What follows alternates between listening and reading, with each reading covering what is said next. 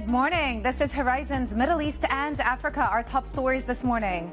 The UAE's shock exit from OPEC blindsides partners and dilutes the cartel's ability to steer oil prices via supply cuts.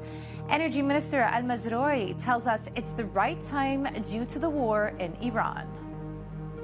Traders focusing on the next steps for peace talks as President Trump reportedly tells aides to prepare for a lengthy blockade of the Strait of Hormuz. Plus, European banking majors UBS Santander and Deutsche Bank set to report first quarter results. We'll break the numbers later in the show.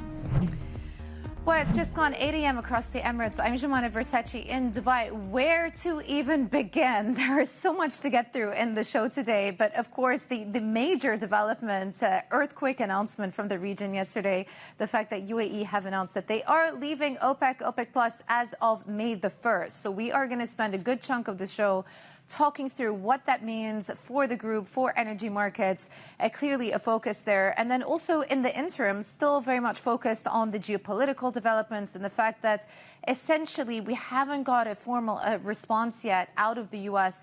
to that Iran proposal, though the Wall Street Journal are reporting that President Trump is quite happy to keep the blockade going indefinitely. So a couple of things there to note. But of course, when it comes to markets, we've got the Fed meeting coming out today. No change expected. It is Fed Chair Jerome Powell's last press conference. So we'll see whether he gives any guidance on his own plans and whether he plans to stay on as a governor afterwards. And then also any commentary on the economy and the state of the economy and what that might mean for their reaction function. So all of that to think about. Today, the handover from Asia Pacific ex-Japan, it's a holiday in Japan, by the way, slightly more positive, up 0.2%. U.S. futures, also S&P, leaning towards the green. We saw a bit of a pullback yesterday. Some concerns once again surrounding the AI trade. Wall Street Journal reporting that OpenAI had actually failed to meet some of their growth objectives. So that sent a bit of a scare through the market. Today, though, brushing off those concerns.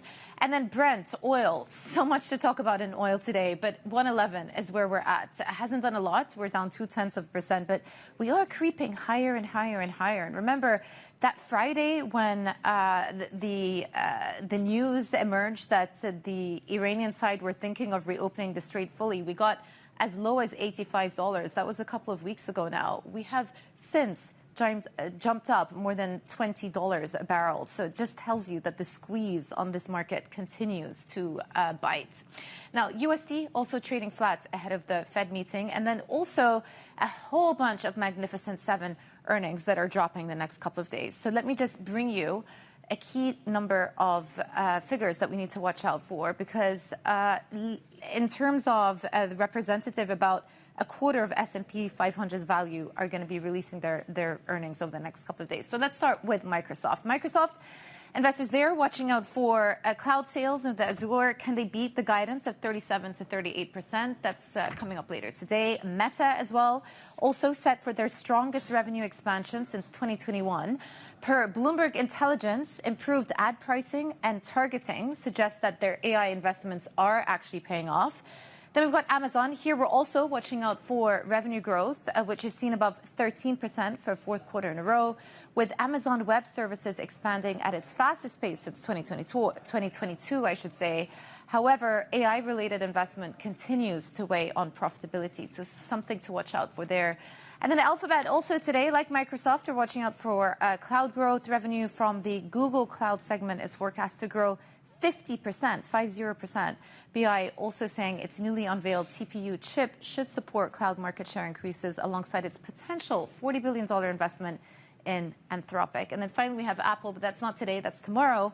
And the expectation is that sales could come in higher than its guidance, boosted by strong iPhone sales in China, a double-digit jump in services revenue, and a possible upside in Mac sales. So Magnificent Seven earnings, there's a lot of them coming. Now let's get back to our top story. President Donald Trump has told aides to prepare for an extended U.S. naval blockade of the Strait of Hormuz. The Wall Street Journal reports the plan is part of U.S. efforts to intensify economic pressure on Iran. That is as the war enters its third month. And to our other top story, the UAE's shock announcement to quit OPEC in a matter of days. The group's third largest oil producer has blindsided its partners of 6 decades. The exit will dilute the group's ability to manage oil prices by adjusting supply. UAE Energy Minister Suhail Mazrouei told me why this decision was taken. The decision is taken at the right time in our view, because it's not going to hugely impact the market. The market is under supplied, and because of the unfortunate closure of the Strait of Hormuz, and the level of inventories that we have unfortunately seeing the world go through this unprecedented time where the level of inventories are going down significantly, would require an extraordinary measures that, with the agility of UAE decision-making, we believe leaving the group now will enable us to attain to the market requirements at a pace that is appropriate from our point of view. And we don't want to be constrained by any other groups in taking that decision. For more, we are joined by Anthony DePaula, our Middle East energy markets reporter. Anthony, I've been describing this as shocking, but perhaps not surprising. What was the reaction in the energy community yesterday to the news that the UAE are leaving OPEC? Good morning, Jumana. Nice to see you. As you say, it's one of those things that's maybe shocking but not surprising, in that this was an effort, a strategy that had been building in the UAE for a while now. Perhaps what people didn't expect was this timing right now. So there was some surprise perhaps at the timing, but not at the general push of the UAE policy. And of course, what we saw in the oil markets was a simple blip. We saw them drop off a little bit and then steady. So that was kind of seen as a little bit of a positive, I think, from the Abu Dhabi circles, that they were able to avoid a major reaction. Of course, something like the UAE leaving OPEC should be long-term bullish for prices, because bearish for prices, because they will be looking to put more oil on the market. And that's the picture that we see this decision in, is that the UAE has for a long time been investing major money in expanding its oil and gas production, in expanding those big oil fields in Abu Dhabi, along with major U.S., European companies, Asian companies as well have entered recently. So we've got Exxon, BP, we've got Indian producers, we've got Chinese producers, lots of different international companies in there who want to be able to invest, produce from those fields and earn that money. In the optics of OPEC, we're still working through some of these post-COVID cuts that they had that's been restraining production. So that's what the UAE is trying to get out of. And this big chunk of production coming out of OPEC is going to hurt OPEC's ability to manage the market. Remember, we're talking about OPEC Plus, an expanded group, which was done exactly to give OPEC Plus more control, more share of the overall oil market, Jumana. Yeah, interesting what you're saying about their partners, their international partners, because also we had a comment put up by the ADNOC CEO, Sultan Al-Jaber, yesterday, reaffirming their commitment to their partners, both regional and international. But to your point, Anthony, we've seen actually very little reaction in oil markets today, which perhaps vindicates their decision, because they haven't caused a massive disruption, at least imminently, in terms of what the oil markets are pricing in. And we are still very much focused on what has been happening around the Strait of Hormuz. Wall Street Journal reporting overnight that President Trump is happy to keep the blockade going indefinitely. What would that mean more short term for the pressures that we're seeing in the market? Yeah, well, they want to tighten the noose around Iran's economy. The oil is their lifeblood. Iran, you can also already see, is chafing against that, is loading oil onto tankers, waiting to try to get them out. So this idea of keeping that pressure tight is to draw down the economic ability of Iran and its ability simply to function as a country, with the idea of hurting that military ability to respond. In the short term, though, I mean, we're seeing no oil coming out of the Persian Gulf right now because of that Hormuz blockage. During the longest period of this war, Iran was obstructing other vessels from going through, but keeping its own oil running through the Strait of Hormuz. So we had seen Iran's exports roughly stable with where they were before the war, and Iran was even letting some other friendly vessels, let's say, through some shipments to China, some to Pakistan. So there was a trickle coming through. We also had the UAE with a pipeline outside of Hormuz, the Saudis with a pipeline to the Red Sea. So they were continuing some exports. But really what we're going to see is this full closure of Hormuz as the U.S. blocks off even that trickle of Iranian flow. And we do see also some increased risks there because the U.S. has interdicted some vessels, turned some Iranian ships around. So this is some added risk for conflict in Hormuz. And Iran is also risking retaliation against some of the other Gulf countries. So it is that long-term squeeze with a lot of short-term risk and no relief for the oil markets, Jumana.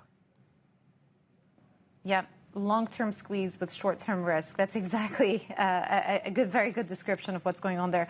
Anthony DePaula, our Middle East energy markets reporter, thank you so much. Joining me now is Amir Handjani, non-resident fellow at the Quincy Institute for Responsible Statecraft. Really good to have you with us. I actually want to start with the OPEC news, and I want to get your take on it and whether you think the UAE's decision to leave OPEC was an economically motivated one or whether it was politically motivated. Good morning, Jumana. It's always nice to be with you. I think it was both. It had dimensions of both. Economically, because there's always this tension in OPEC since the COVID pandemic between Saudi interests, which was really to maximize profit, and the UAE's interest, which was to maximize output. And they didn't want it to be subordinate to Saudi interests within OPEC anymore. As your previous analyst said, they had the financial wherewithal to make these investments and to increase production. And the OPEC quotas simply didn't serve the UAE's interest moving forward. There was a political dimension to this too. After the war with Iran and the tremendous hits the UAE took, more missile and drone hits than any other country in the region, it sees its future in closer military and security alliance with the United States. And they've said that, leadership in the UAE has signaled that. And that the United States, President Trump, dislikes OPEC. It dislikes the cartel. He has said many times over his decades in interest in politics that the U.S. was protecting OPEC and there was a tension between U.S. interests and OPEC interests. So the fact that the UAE is breaking away from OPEC also signals to Washington a closer alignment to its interests. Okay, interesting there. So you think the decision will actually bring the UAE closer to the U.S. What about the rest of the group? What happens to OPEC from here onwards? Well, it's losing its third biggest producer. That's structurally very significant. I think the group moves forward, but it moves forward weaker under Saudi leadership. And right now that leadership is going to be tested, obviously, because of what's happening in the Straits of Hormuz. There's not even a trickle coming out of the Persian Gulf. But, at some point, Iran is going to, once this conflict resolves, Iran is going to be, if there's a diplomatic settlement, come back into the fold. Their production is going to come back into the fold. But that's not going to be enough to make up the difference from the loss of the UAE. And there's going to be tension between the UAE and its neighbors in the region and the OPEC cartel as a whole. Yeah. Do you see any other countries following suit and leaving as well? I mean, UAE is certainly not the first to leave. Qatar left in 2019, Angola as well. Could this set the precedent for others? Those were more idiosyncratic and smaller. The volumes of Qatar and Angola didn't match the UAE's volume. UAE is a heavyweight, was a heavyweight within OPEC. It could, but the UAE is unique amongst these countries because it's a surplus country, and it had this desire to really flood the market with production and not be inhibited by OPEC's quotas, and it didn't want its interest to be subordinated to Saudi's interests. The other countries within OPEC right now don't have this spare capacity that the UAE has. Most of them are not the surplus countries that the UAE is, so it doesn't have those reserves to bring to the fold. Yeah, which is, I guess, one of the key catalysts over here for the decision in itself. Look, you know, assuming at some point the Strait does reopen, which is a big assumption at this point, what do you think the medium-term impact is going to be on oil prices? And given the fact that UAE will now be able to produce as much as they want because they're not going to be restrained by collective decision-making, are we going to see a war, so to speak, of market share? I think you will see a war of market share, but I don't think you're going to see it in the short to medium term, because in the short to medium term, they've got to get those vessels out of the Persian Gulf. And you know, your guess is as good as mine when this ends. It will end at some point, but whether that's going to be in a couple of weeks or a couple of months, or it's going to take, you know, another war to resolve, we just don't know. So in the meantime, the UAE and Saudi are using the pipelines, the Fujairah pipeline, to get some oil out. The Saudis are using the Yanbu pipeline to get some oil out. Yeah. Prices are higher, and they're going to remain higher until the situation resolves. Once it does resolve, once those ships are cleared out of the Persian Gulf and the market stabilizes, then that's when the UAE is going to really bring that excess capacity to bear. And long term, I think it is bearish. It's going to be bearish for oil prices. Okay, Amir, really good to have you on, and thank you for staying up late for us. I know you're in New York right now. Amir Handjani, non-resident fellow at the Quincy Institute for Responsible Statecraft. Well, coming up, we discuss investment strategies during these volatile times with Vincent Juvyns from ING Belgium. That's next. This is Bloomberg.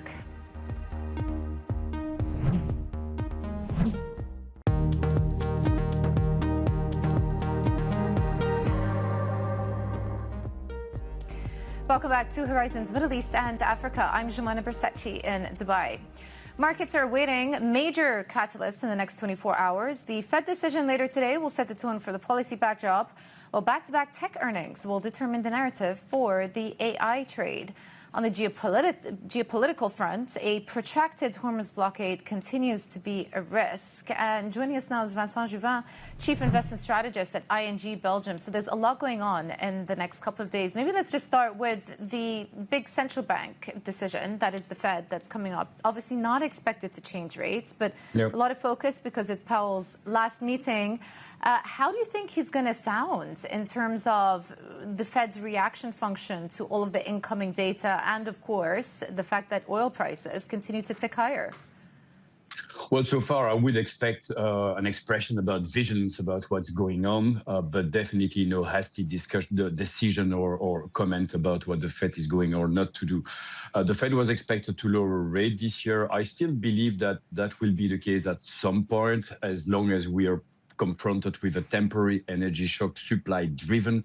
The Fed should not overreact. We've seen inflation, headline inflation move up in the US, but so far, let's say, inflation expectation beyond 1 year remain well anchored. So I guess everybody hopes that this conflict won't last forever. If that is the case, if we have a temporary conflict, I guess we could look beyond this quarter or two for inflation and contemplate again declining inflation after that. So for the Fed, this means that rate cuts are still on the table for later this year, especially with Kevin Warsh leading the Fed probably at some point this year. Yeah, you know, one thing I was thinking about is an extended ceasefire is obviously bullish for stocks.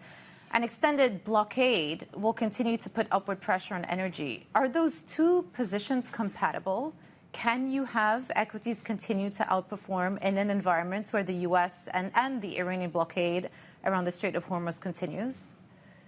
Well, it depends which equities. It's not bullish for every market, obviously. And we have seen since the start of the war in Iran, that there have been differentiation on stock market. For instance, European market have struggled in this environment, more dependent from energy import than other markets such as the S&P 500, or even the MSCI EM index fared much better than other indices. So I would say in this context, differentiation will be key, and focus on those markets which are less energy intensive or less energy dependent from the Middle East will fare better. What we've seen over the last couple of weeks is that market managed to move from the geopolitical concern back to earnings. We've seen that pretty well last week, where the US was up, driven by very positive earnings momentum. So yes, and to my great surprise, market from time to time managed to shrug off those stagflationary fears coming from the region.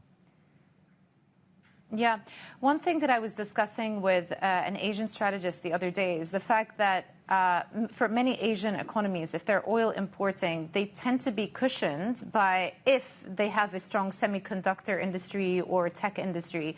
Not the case, obviously, for all Asian economies. Let me put the same question to you in the context of Europe and how you think the sustained closure of the Strait of Hormuz, this sort of cold conflict that we're in right now, is going to continue to compound some of the growth pressures facing Europe in the months to come. Yeah, unfortunately, we are once again in a bad situation like we were in 2022. This said, I would say Europe to some extent have learned the lesson. What I see and hear in Europe is that obviously the emphasis on the urgent need to further diversify their energy mix is there. When you hear policymakers, it's all about supporting the population to be able to move to heat pump for their houses, to EVs, help for EVs buying in France, for instance, to help cushion and be less dependent from oil going forward. What I see also is that it's demand destruction. People are driving less these days than what they would normally do. So clearly this shock is affecting the European economy. The industry was already struggling and it's not helping. We've seen that the industrial production was already weak ahead of the Iran conflict and it's only getting weaker. We have seen it recently with low PMI, not yet in manufacturing, but that will come. Yeah. Very quickly, just to round things up, where are you allocating right now? Well, given the uncertainty about the opening of the Strait of Hormuz, we remain fully in stagflation mode in our strategy. So no big directional bet, neutral in equities, within equities, opportunistically in those sectors which will fare better. Tech will need to prove it today with earnings. Renewable infrastructure on the private market side are definitely area we are looking at. And from a regional standpoint, I guess emerging markets stand out. We try to avoid duration in our portfolio because this inflation shock is really fuel rate hike, rate rise across the globe. So we're focusing on the belly of the yield curve through credit. Great stuff. Vincent Juvyns, thank you so much. Thank you, Jumana. Investment Strategist at ING Belgium. Now for a look at some of the other stories you're following. Former Iraqi Prime Minister Nouri al-Maliki has ended his bid to reclaim the role after pressure from the US, which was concerned by his close links to Iran. Iraq's coordination framework has now nominated Ali al-Zaidi to be the next prime minister. The US has been trying to counter Iran's influence in Iraq and sees a Western-friendly prime minister as crucial. And King Charles has used an address to Congress to call on the U.S. to maintain its leadership role in the world and to support NATO and Ukraine. The King's unusually pointed remarks came with relations strained by President Trump's criticism of the Prime Minister Keir Starmer over issues including the war in Iran. The commitment and expertise of the United States Armed Forces and its allies lie at the heart of NATO, pledged to each other's defense, protecting our citizens and interests, keeping North Americans and Europeans safe from our common adversaries. Our defense, intelligence, and security ties are hardwired together through relationships measured not in years, but in decades. I would advise you to watch some of the full speeches there. They were quite witty. Okay, so this is the close for some of the regional bourses yesterday. A day of the red. Tel Aviv index down 0.6%. The Tadawul marginally positive. Let's see how things open up today after those the OPEC news And then the other indices also in the red. Now, coming up, we speak to Svelland Capital Director Nadia Martin Wiggen on what the UAE decision to leave OPEC means for the group.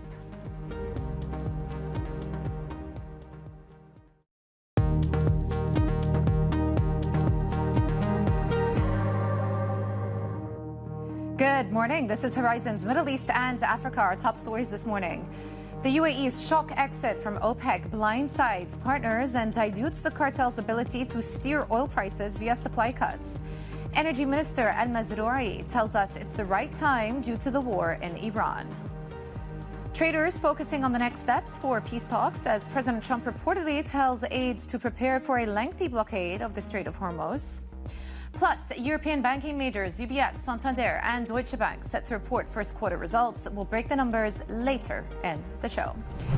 It's just gone at 8:30 a.m. across the Emirates. I'm Johanna Bersachi in Dubai. So big news this morning. UAE have announced that they are leaving OPEC as of May the 1st. No imminent reaction to oil markets because of the effective ongoing closure of the Strait of Hormuz. But of course, does raise a lot of questions for later about the fate of the group and of course what this might mean for future oil production once things normalize. So a big one over there that dropped yesterday afternoon. And then looking ahead, we have a whole bunch of different milestones to get through, including that Fed meeting later today. We'll see whether the Fed sound a little bit more hawkish. Remember, Bank of Japan yesterday sounded a bit more hawkish with their own messaging on back of the inflationary shock coming through from the region. Let's see if that also transpires with the Fed. In terms of where markets are trading, though, handover ex-Japan from MSCI. Japan's out for holiday today. Leaning towards positives, so up 0.3%. The S&P seeing some green in futures this after a bit of a pullback yesterday. Once again, some concerns around AI. A Wall Street Journal report suggesting that OpenAI were not meeting their growth objectives. So that sent some fears through the market. Today, markets seem to be shrugging those off, though. Brent, once again, back to $111. So we keep creeping higher. And of course, here the focus is on the restriction of physical supplies and the fact that this market continues to tighten day after day as long as the Strait remains effectively closed. USD not doing a whole lot as we head into the Fed meeting. But we do have a whole bunch of Magnificent Seven earnings coming through. Let me run you through them very quickly. So starting with Microsoft today, we will be watching out for Azure cloud sales growth. Can they beat that guidance of 37 to 38%? So big question for Microsoft investors there. Switching over to Meta, we also have Meta. They are actually set for their strongest revenue expansion since 2021. So it looks like it's going to be a very strong quarter. And per Bloomberg Intelligence, improved ad pricing and targeting suggests that their AI investments are actually paying off. Switching over to Amazon, here we're also watching out for revenue growth, which is seen above 13% for a fourth quarter in a row, with Amazon Web Services expanding at its fastest pace since 2022. However, and this is noted by our Bloomberg Intelligence colleagues, AI-related investment actually continues to weigh on profitability. So watch out for that there. And we're not done yet. Alphabet also reporting today, like Microsoft, we're watching out for cloud growth. Revenue from the Google Cloud segment is forecast to grow 50%. BI also saying its newly unveiled TPU chip should support cloud market share increases alongside its potential $40 billion investment in Anthropic. And then that's all today. Tomorrow we have Apple, and the expectation there is that sales could come in higher than guidance, boosted by strong iPhone sales in China, a double-digit jump in services revenue, and a possible upside in Mac sales. So all of that to watch out for. Let's also check in on how markets this morning are trading in Asia. April Hong is in our Singapore studio. Yeah, Jumana, it's also about tech for Asia. I mean, following on from OpenAI pretty much missing the mark on their own targets for new users and sales, we saw that rotation, right, out of the US, the AI trade, and that's playing out in the region. You're seeing the Taiwan stocks underperforming. South Korea, you also saw earlier in the session, the chip stocks coming under pressure, though that's reversing somewhat at the moment. And this is against the backdrop of that pullback. I mean, given how we are running into the mega cap earnings and the Fed, I'll be more surprised if we don't get those wobbles wobbles, if you think about it, I think it's still the structural rebalancing that's at play. Yesterday, I talked to you about how Korea is surpassing the UK in market cap. Now we're seeing Taiwan overtaking Canada. So the AI darlings are really benefiting against this backdrop. What's also interesting today when you talk about tech is what's happening on the Hong Kong, on the China stocks, as the Hang Seng Tech, that's an index that has been underperforming just a day ago. For some reason today, we are seeing it in the green, and I think the extent in which it doesn't really have AI hardware as part of its composition is helping it somewhat, because those are the stocks that are coming under pressure in Hong Kong today. Consumer tech in China, that's doing well. So Alibaba's, your Kuaishou's, for example, and that's what we're seeing in the region. Jumana? Avril, thank you so much. Avril Hong in Singapore. President Donald Trump told his aides to prepare for an extended U.S. naval blockade of the Strait of Hormuz. The Wall Street Journal is reporting the U.S. is looking to intensify economic pressure on Iran. This comes as Tehran signals it may be willing to accept an interim deal to reopen the strait in exchange for Washington ending its blockade of Iranian ports. And back to our other top story today, the shock decision by the United Arab Emirates to quit OPEC, a move that blindsided its partners of 60 years and chips away at the group's ability to influence oil prices. The exit of one of OPEC's most influential members and third largest producer exposes deepening fault lines over output restrictions between the UAE and Saudi Arabia, the group's de facto leader. But the UAE's energy minister tells me the decision was not politically motivated. It has no political linkage. Our relationship with all of the producers will remain there. They are neighbors, they are partners in many shapes and forms. And as an active and a proactive producer, UAE will always be there. We're not disappearing from the market. We are a responsible producer. We just want to have the freedom to take the decisions that is required due to the situations that we are living in. Joining us now is Svelland Capital Director Nadia Martin Wiggen. Nadia, well, you know, there had been reports of a rift in the fact that UAE were really chomping at the bits to increase production. What do you make of the timing of the decision, the fact that the UAE announced now, in the middle of a, I say, frozen conflict with Iran, to leave OPEC? Yes, thank you for having me this morning. So what we saw is that the UAE was increasingly becoming the second most important player within OPEC as Russia stepped down because of the Ukraine war and the difficulties there. And then they weren't so much a decision maker at the table. And as the UAE increased spare capacity production, the country became increasingly important within the group. What we view of the timing now is that there's been a growing rift within the GCC on how this fallout of Operation Epic Fury is affecting the countries. And what we saw is when Iran attacked its neighbors specifically, it hit countries very personally, very individually. And in our view, this is really about making a closer relationship with the U.S. and President Trump. President Trump has been very much against OPEC as a group controlling oil production. And this, in our view, is a carrot to the Trump administration saying, when you get this Strait of Hormuz open, we will be producing as much oil as possible to bring down gasoline prices and work in a capitalist system providing all the oil the market needs. Yeah. What does this mean about the relative influence that the remaining members of OPEC are going to have on stabilizing oil prices in the future? So when we look at the spare capacity, some, according to the IEA, they thought prior to this conflict we could have had as much as 5 million barrels per day spare capacity within the group. But from our viewpoint at Svelland Capital, it's much lower, from 1.5 million, maybe 2 million barrels per day. And that was really held by Saudi Arabia, UAE, a little bit on the edges by Kuwait, Iraq. But Iraq is not easy to bring up that production. Now, when we look at the situation, Iraq has had to shut down production and has hit pressurized wells and things like that. So they'll actually be the slowest to ramp up. So when we look at that pricing power within the group, the pricing power comes from having spare capacity. So that is definitely lower in our view going forward without the UAE playing along. Yeah.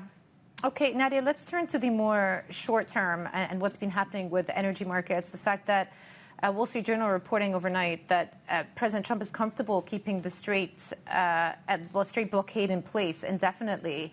At the same time, we continue to see oil prices creep higher and higher. How much further do you think we can go the longer this state of mutual blockade continues for? The problem with the mutual blockade is that the Iranians have said they don't want to meet and have talks while the U.S. has its blockade on. Initially, President Trump had suggested it would last a few days before tank tops were hit at Karg Island. By our estimations, it would take minimum 2 months to really reach those tank tops, possibly as long as 4 months. Karg Island has around 90 million barrels of capacity to store. And we've had a lot of ships sailing out. And, when we look last month, we had around more than 2 million barrels per day of Iranian crude creeping out. Now they're, of course, trying to truck, send it by rail, all the way to China and so forth. And Iran is very used to having these sanctions. And this, again, is when we go back to the UAE point, is that I think there is an appetite to have the U.S. consider escalating to get this Strait of Hormuz open sooner than in the coming months. President Trump likes to have every option on the table. And so we shouldn't forget that we have U.S. aircraft carriers coming to the region, and maybe he will put additional pressure onto the market, which hasn't been priced in at all in our view. Everyone is thinking we're about to have a ceasefire. That has been the trend. And now we have to remember there's a risk of escalation as well. Yeah, where does the oil go to if we get another round of hostilities? Well, we could hit another high, a higher peak in the Brent market. On the physical side, what we see is refinery margins are strong. We expect OECD online stocks to draw about 3 million barrels per day during the month of May. This is when we start to see that tightness in crude, and then that will mean real tightness in products in the month of June. So we could hit a new high. On the other hand, if the futures market gets ahead of itself, then we will have negative margins again, and we will have increased run cuts. Very interestingly, we have China continuing to push the teapots to import crude, even with loss-making margins, even while the U.S. continues to sanction individual teapot refineries that have been taking Iranian crude. And then you have the national oil companies asking for an SPR release and also asking for the right to export products. So this is where China has been really taking care of itself. And on that product side, they are, of course, the OPEC on the refined products, and they're keeping everything at home. So maybe the Chinese think that this will last much longer than the market. Nadia, really good to talk to you. Thank you so much. Nadia Martin Wiggen, Svelland Capital Director. Well, coming up, we'll discuss the situation in Mali after deadly attacks deal a blow to Russia's security role in the Sahel. More next. This is Bloomberg.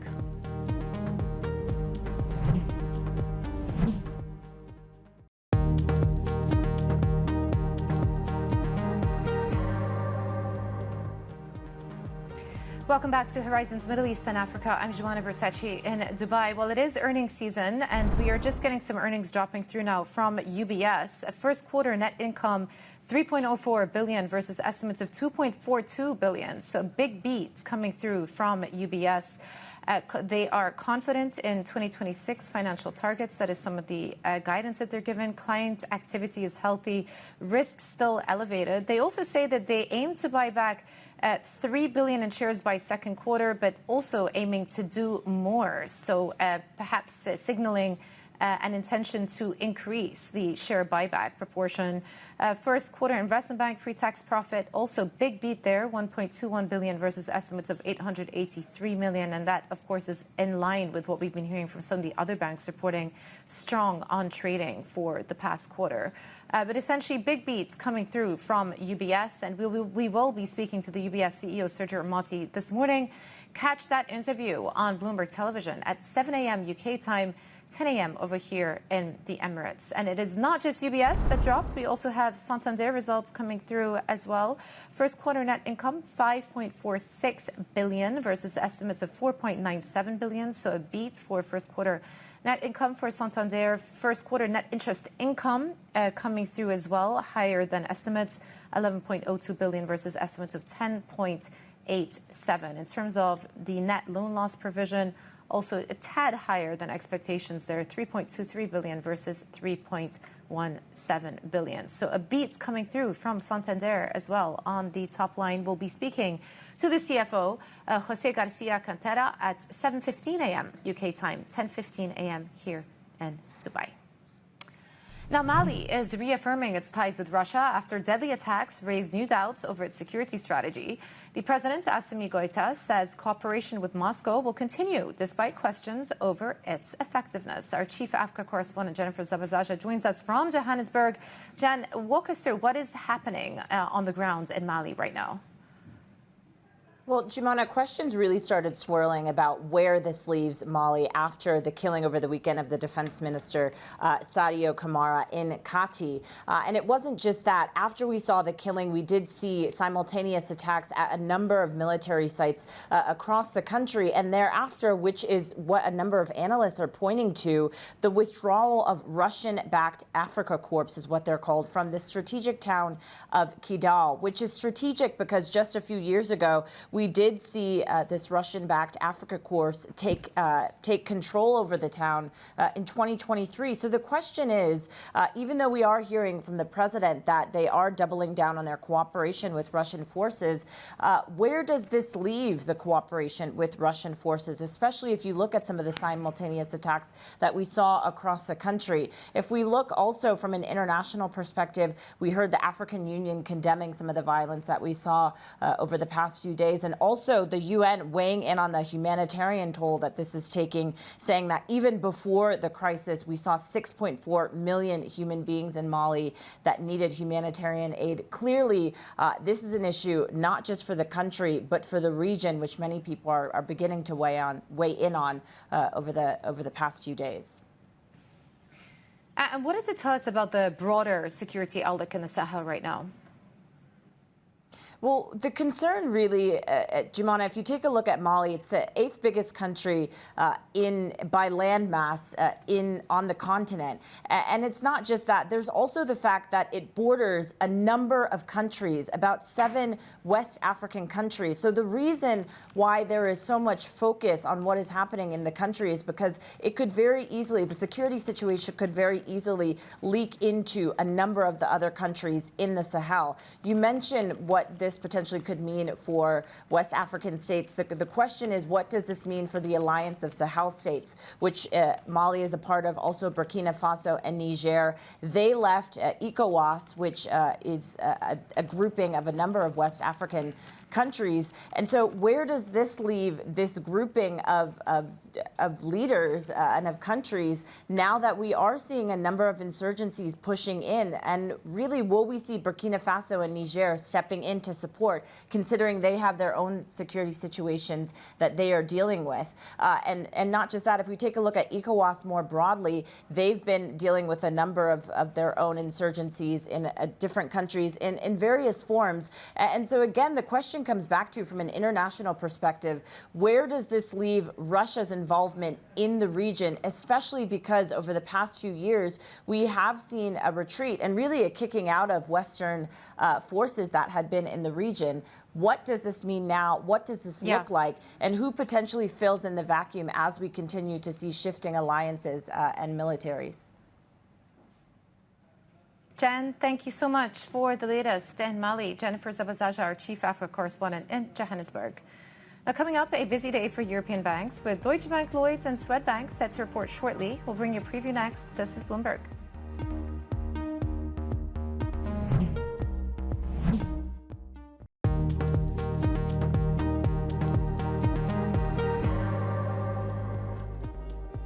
Welcome back to Horizons Middle East and Africa. I'm Jumana Bersachi in Dubai. Well, we are continuing to track European bank earnings with Deutsche Bank, Lloyds and Swedbank all set to report shortly, giving us a broader read on the sector. Our EMEA stocks reporter Chloe Melly joins us right now. Well, we also just had very robust results come through from UBS and Santander, sort of setting the stage of what we can expect today. Deutsche Bank first on deck. What are you watching out for there? And also, I know that they tend to have a lot more sensitivity to FIC trading than some of the other banks. Yeah, good morning, Jumana. The main thing for Deutsche Bank is really going to be around trading revenue, especially given that Barclays disappointed a little bit on that metric just yesterday. We would, of course, gone into this European earnings season expecting that those European lenders would have maybe managed to benefit from the market volatility that has really benefited US banks. But Barclays disappointed a little bit on the metric, and so that means that this is also something that is going to be under a lot of scrutiny for Deutsche Bank, especially given that the estimates set quite a low bar in that regard. And then another key thing is going to be around loan loss provisions, especially given that analysts are mentioning they're taking quite a cautious approach to private credit exposure in particular, given that Deutsche Bank is actually one of the most exposed lenders in the region to this, and then also exposure to commercial real estate, which is also another important question. So really trading revenue and those loan loss provisions really in focus. Yeah, and moving over to the UK, I mean, we're awaiting results from Lloyds as well. What's the expectation there? Yeah, the focus there is really going to be on the impact of inflation and the expectation of higher for longer interest rates. So those potentially higher for longer interest rates, that means a boost to lending income, but it could also hurt loan demand. So investors are going to be looking for signs of pressure, whether Lloyds can really handle the impact of the Iran war on that loan demand and on the provisioning as well. And then another key question is going to be around those higher shareholder returns. There's expectation that those will be boosted at some point, but that might actually come later down the line rather than at this particular release. Chloe, thank you so much. Chloe Melly, our EMEA stocks reporter. So a whole bunch of earnings to get through at the next couple of days, and those are some of the European bank earnings we're watching out for. Of course, we have Magnificent Seven, as we've been running through as well. And then the major geopolitical developments with the news that, well, Wall Street Journal reporting that President Trump is inclined to keep the blockade going on the Strait of Hormuz. So that's not really welcome for energy markets. So you can see the upward pressure on Brent this morning up at $111. And then the other big news, perhaps more medium-term, long-term consequences, the fact that the UAE have announced that they will be leaving OPEC as of May the 1st. So a bit of a surprise to the markets and lots of questions about what this means for the future of OPEC as a group, the relative influence in influencing oil markets and price stability, and of course what this means geopolitically as well for the region too. So lots of questions. Well, that is it for our show, Horizons Middle East and Africa. I'm Jumana Bersachi in Dubai. Stay with us for Daybreak Europe. This is Bloomberg.